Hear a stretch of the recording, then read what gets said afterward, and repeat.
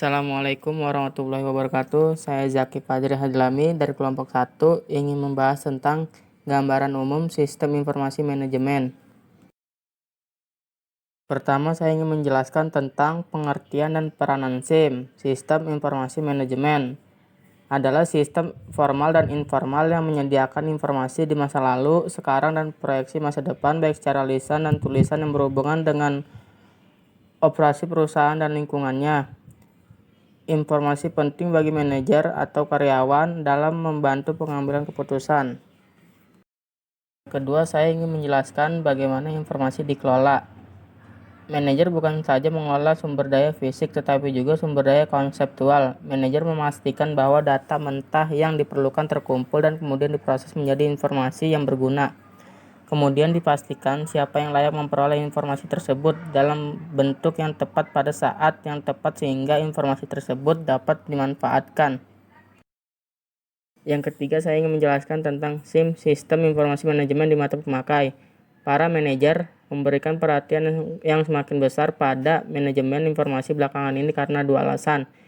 Alasan yang pertama yaitu kegiatan bisnis semakin kompleks, dan alasan yang kedua, kemampuan komputer semakin baik. Dan saya akan menjelaskan alasan yang pertama, yaitu 1. Pengaruh ekonomi internasional, yang kedua, persaingan dunia, dan yang ketiga, kompleksitas teknologi yang meningkat. Dan alasan yang kedua, kemampuan komputer yang semakin baik.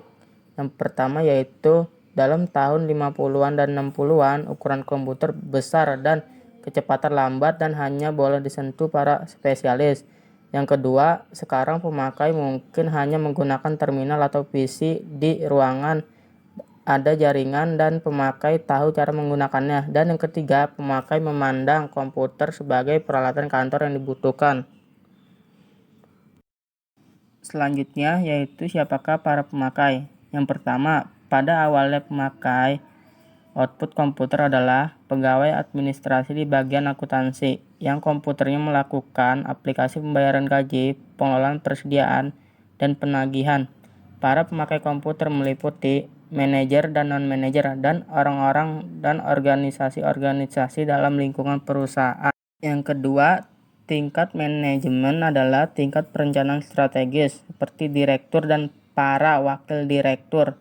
Yang ketiga, manajer tingkat menengah mencakup manajer wilayah, direktur, produk, dan kepala divisi dinamakan tingkat pengendalian manajemen. Dan yang ketiga, dan manajer tingkat bawah mencakup kepala departemen, penyelia, dan pimpinan proyek yang bertanggung jawab pada pelaksanaan rencana-rencana tingkat yang lebih tinggi disebut tingkat pengendalian operasional. Selanjutnya, manajer dan sistem. Ahli-ahli manajemen sering mengatakan bahwa seorang manajer harus memandang organisasi sebagai suatu sistem. Sistem adalah sekelompok elemen-elemen yang terintegrasi dengan maksud yang sama untuk mencapai suatu tujuan. Semua sistem tidak memiliki kombinasi elemen-elemen yang sama. Perkembangan konsep SIM. Sejarah sistem informasi manajemen tidak lepas dari perkembangan teknologi informasi. Sistem informasi manajemen SIM mengikuti perkembangan yang terjadi pada dunia teknologi karena SIM adalah sistem yang menggunakan teknologi dalam melakukan pengumpulan dan pengolahan data menjadi sebuah informasi yang berguna. Selanjutnya, hubungan SIM dengan disiplin ilmu lain. Yang pertama yaitu ada akuntansi manajemen. Akuntansi manajemen meliputi akuntansi keuangan dan akuntansi manajerial. Akuntansi keuangan berhubungan dengan pengukuran pendapatan dalam suatu periode tertentu, dan akuntansi manajerial berhubungan dengan perilaku biaya dan analisis lain yang bermanfaat untuk keputusan manajerial. Yang kedua, riset operasional, yaitu meliputi pertama, penekanan pada pendekatan sistematis untuk penyelesaian masalah. Yang kedua, memakai model dan prosedur matematik serta statistik dalam analisis. Dan yang ketiga, bertujuan mencari keputusan atau kebijakan secara optimal. Yang ketiga, manajemen dan teori organisasi, yaitu yang pertama sifat dari teori keorganisasian dan pengambilan keputusan secara pribadi atau perorangan. Yang kedua, motivasi dari setiap pribadi. Yang ketiga, bagian proses dan pengambilan keputusan. Yang keempat, teknik kepemimpinan. Yang kelima, keorganisasian yang mengubah proses. Yang keenam, struktur dan desain keorganisasian. Dan yang keempat, pengetahuan komputer. Pengetahuan komputer meliputi yang pertama yaitu algoritma, yang kedua komputasi, yang ketiga software, dan yang keempat struktur data. Selanjutnya, kegunaan atau fungsi sistem informasi manajemen. Yang pertama yaitu meningkatkan aksesibilitas data yang tersaji secara tepat waktu dan akurat bagi para pemakai tanpa mengharuskan adanya perantara sistem informasi. Yang kedua, menjamin tersedianya kualitas dan keterampilan dalam memanfaatkan sistem informasi secara kritis. Yang ketiga, mengembangkan proses perencanaan yang efektif.